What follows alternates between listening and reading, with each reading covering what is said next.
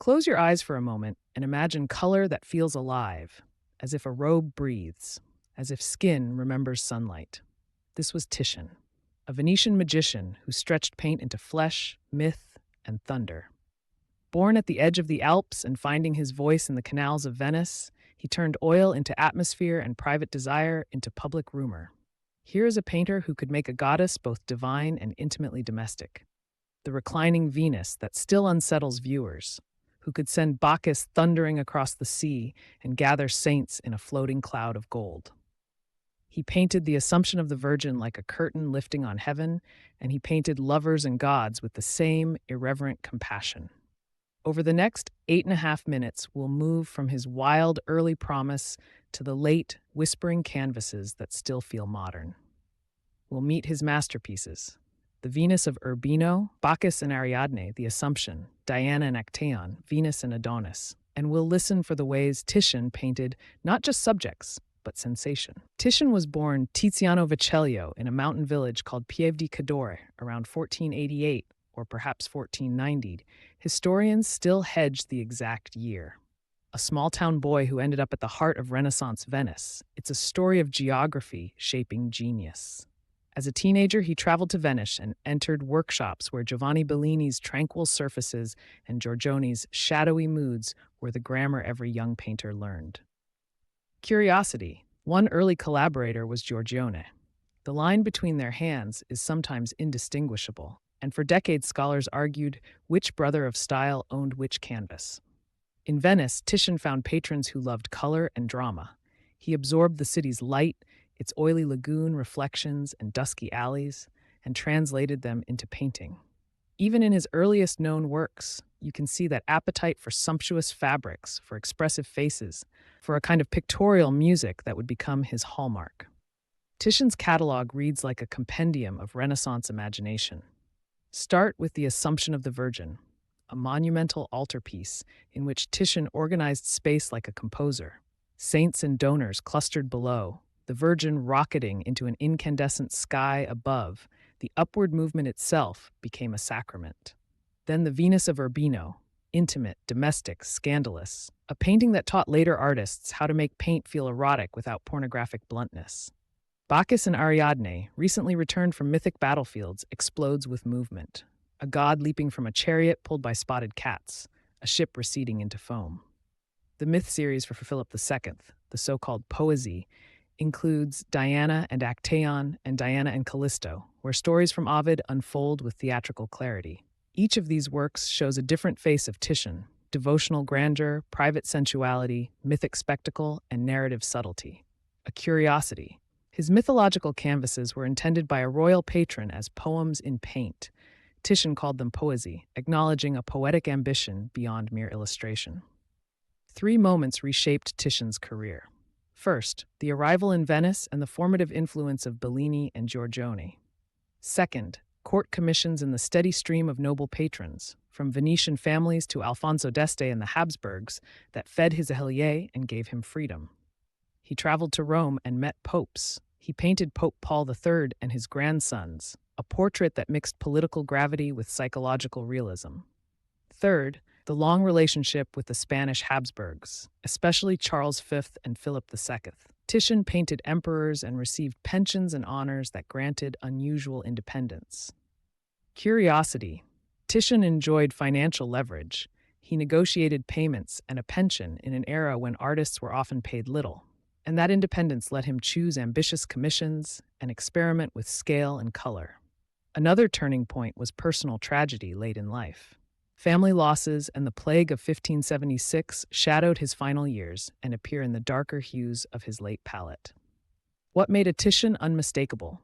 First, his love of oil and glaze. He layered translucent glazes, thin, transparent coats of paint, to build depth and to make flesh glow from within. He used impasto, too. Short for impasto means thick paint applied to catch light, to make highlights zing. His palette prized warm reds, dusky ultramarines, and a deep range of earths. Venetian painters had access to luxurious pigments, and Titian exploited them. He worked in stages: a rough underdrawing, a tonal dead color layer to map values, then color glazing, and finally bravura highlights added with confident brushwork. In later decades, his brush became freer, more painterly. Edges dissolve, forms almost seem to breathe. Curiosity. In old age, Titian is said to have left some works deliberately unfinished, not from sloppiness, but to let paint suggest rather than define, a radical claim for the power of suggestion. Across subjects, Titian returned to three recurrent obsessions: color, human presence, and the tension between sacred and sensual. He could place a Madonna in thunderous gold or a nude Venus on a domestic bed with equal conviction. Sacred and profane love, one of his most debated allegories, sets a clothed bride and a nude goddess side by side, a meditation on earthly and divine love that keeps scholars arguing.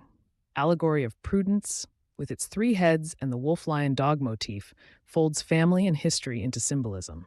One head is Titian himself at old age, another is his son, another his heir, a visual epitaph about time and foresight. Mythology gave him license to explore human passion amplified: jealousy, desire, abandonment, vengeance. Curiosity. Titian sometimes hid personal grief inside allegory, art functioning as both public commission and private confession. During his life, Titian was celebrated, courted, envied. Patrons sought him for portraits that carried political weight. To look like a Titian portrait was to signal rank. Some critics found his sensuality scandalous. The reclining Venus provoked debate because she combined a classical nude with unmistakably contemporary domestic details. Later generations had mixed receptions. The Baroque admired his coloristic bravura. The Academies sometimes preferred line over his painterly freedom. Controversy. For centuries, scholars argued over what parts of certain early canvases belonged to Giorgione or Titian. Authorship debates that reveal how closely he worked with contemporaries and pupils. And in modern times, the late, near-abstract brushwork of his final decades was alternately dismissed as decline and hailed as anticipation of modern painting. Titian's legacy is a long, branching lineage. Rubens revered him and copied his compositions. Velázquez studied Titian's color and psychological insight and carried both into Spanish portraiture.